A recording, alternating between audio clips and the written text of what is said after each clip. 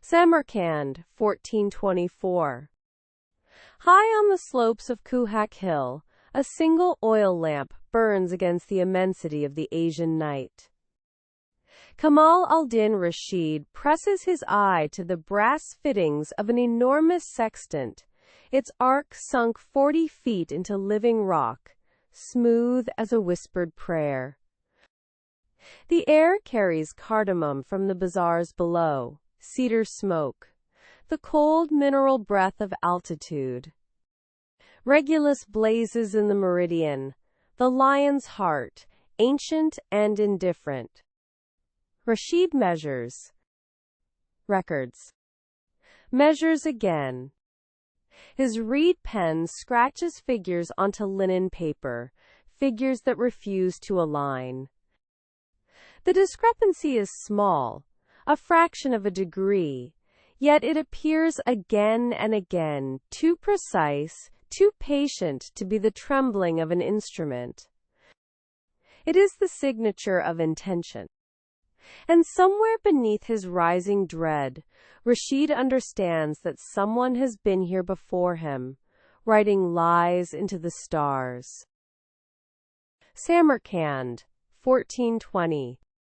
In the gilded reception hall of the Timurid court, where cedar smoke curls through latticed screens and the air hums with the whisper of silk, a sultan does something extraordinary.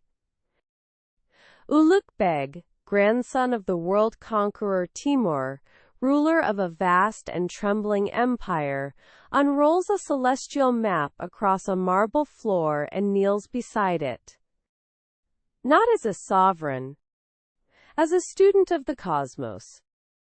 He places the commission into Rashid's weathered hands personally, pressing his own seal into warm wax, his eyes bright with the fever of a man who believes the heavens can be measured, catalogued, possessed by reason.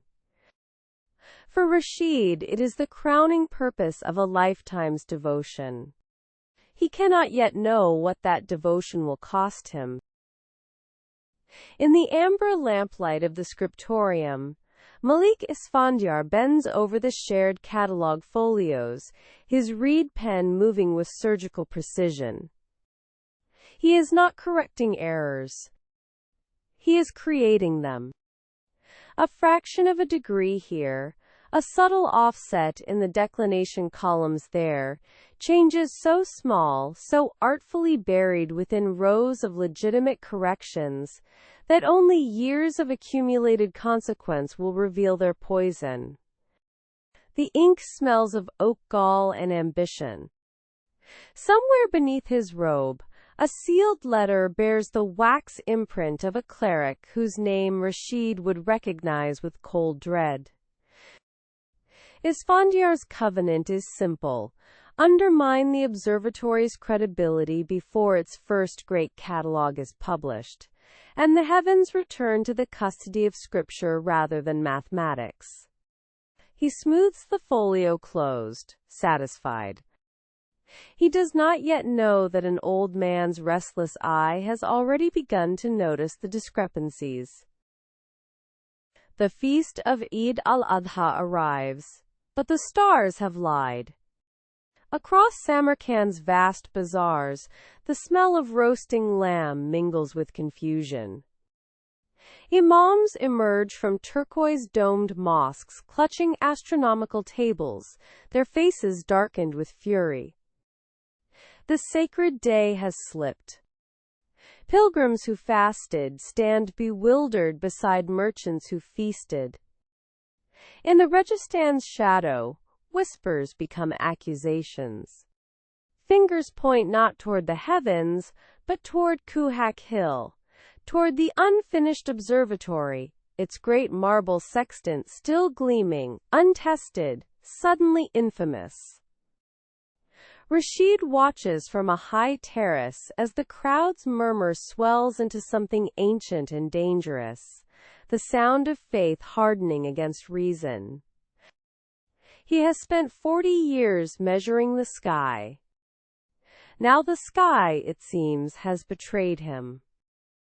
And somewhere in the city, the man who engineered this catastrophe is already preparing his next move. For weeks, Rashid barely sleeps. Tallow candles burn to their roots as he hunches over sheaves of Damascus paper, cross-referencing star positions against the ancient tables of al-Battani, against Persian records salvaged from the ruins of Merv. The smell of ink and lamp smoke becomes his world. Column by column, night by night, the pattern reveals itself, not the chaos of carelessness, but the terrible geometry of intention. Every corrupted entry falls within a single, surgical window: Malik's tenure as chief copyist. Rashid sets down his reed pen with the stillness of a man receiving a wound. He has his proof. It sits before him, immaculate and devastating, in his own trembling handwriting. Outside, Samarkand stirs toward dawn prayer, the muezzin's call rolling across the turquoise domes like something holy and indifferent. What Rashid does next could unravel everything. Inside the unfinished Meridian Hall, the air smells of fresh plaster and cedar scaffolding. Torchlight fractures across the great marble arch of the sextant, 60 feet of calibrated stone, silent as a judgment. Rashid faces Malik here, where heaven's geometry is carved into the earth itself.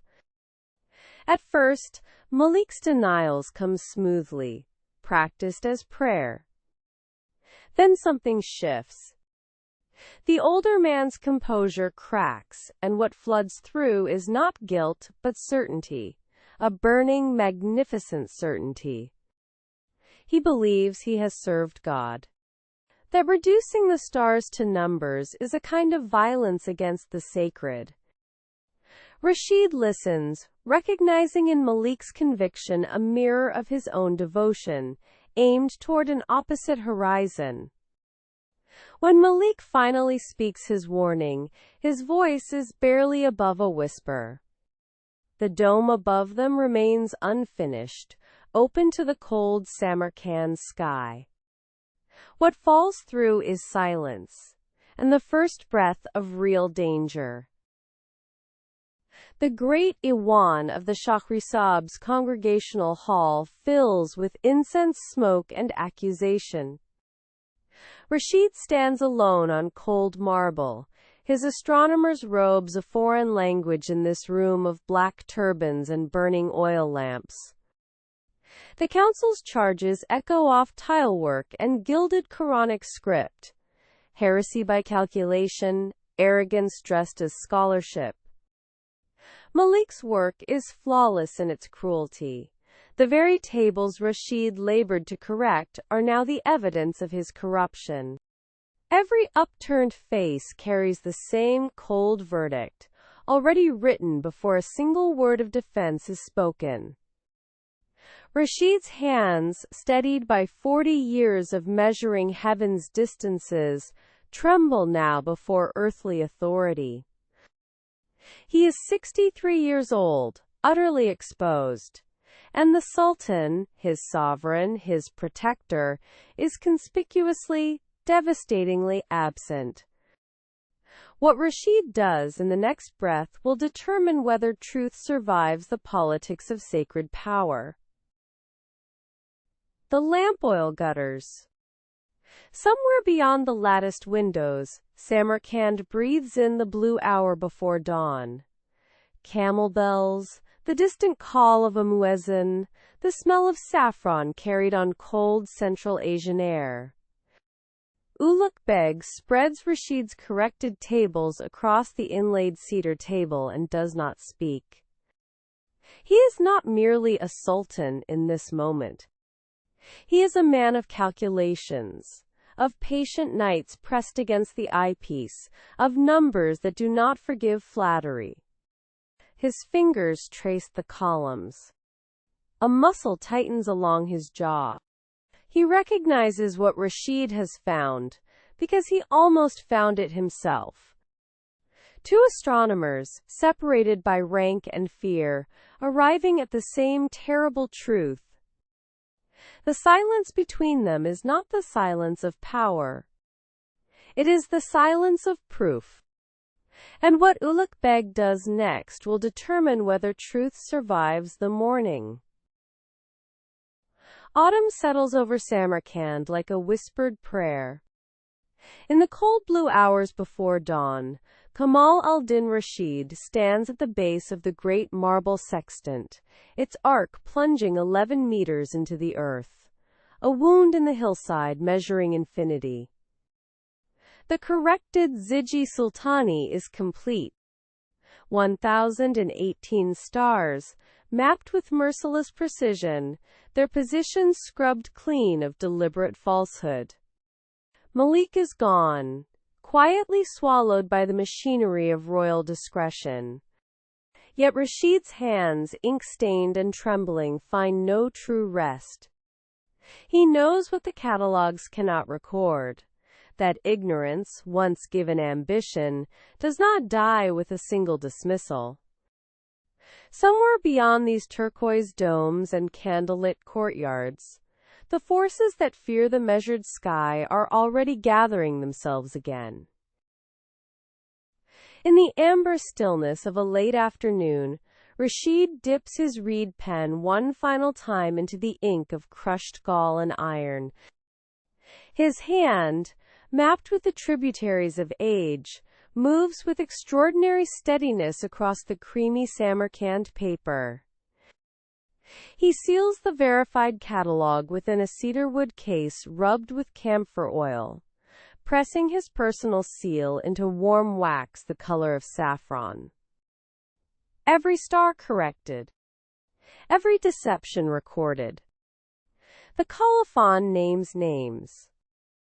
He turns then to his youngest apprentice, pressing the case into hands that have not yet known failure, holding his gaze for a moment that requires no words. Outside, the turquoise domes catch the dying light, and the bazaars hum with 10,000 ordinary lives unaware that truth has just been folded into tomorrow and quietly set free.